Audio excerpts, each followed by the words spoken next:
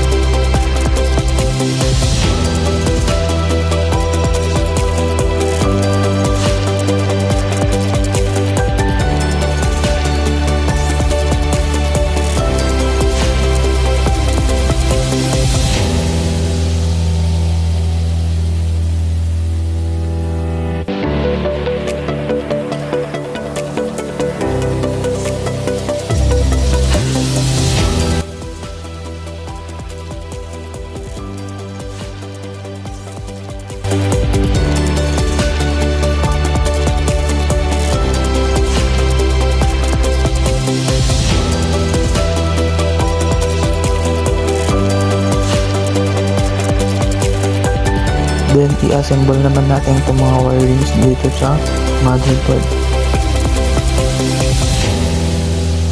Ilalagay naman natin yung 24 pins.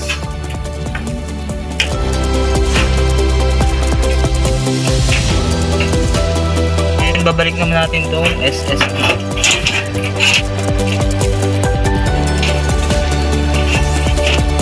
Itong SATA cable ilalagay natin dito.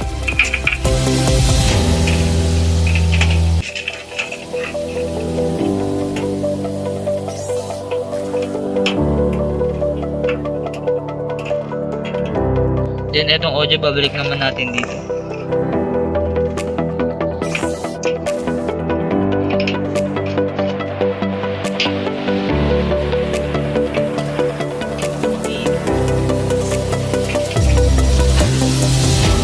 Then itong USB wire ilalagay natin dito.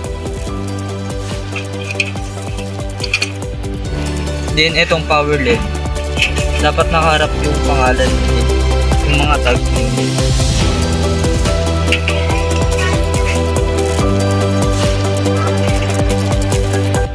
Then itong HDD LED sa likod ng yan. Then itong power switch lalagay natin dito.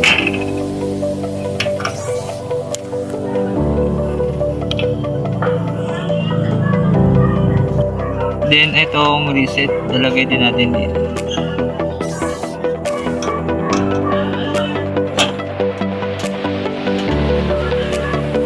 Itong wire ilalagay naman natin dito.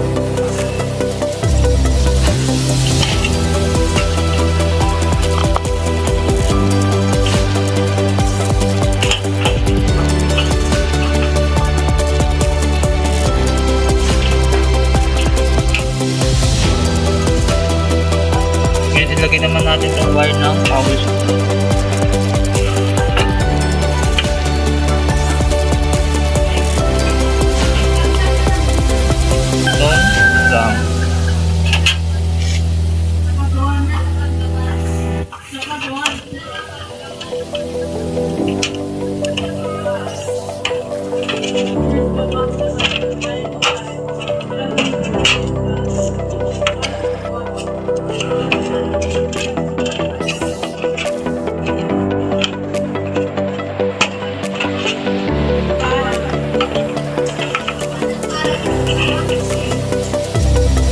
Ganun lang ang pag-assemble ng system unit.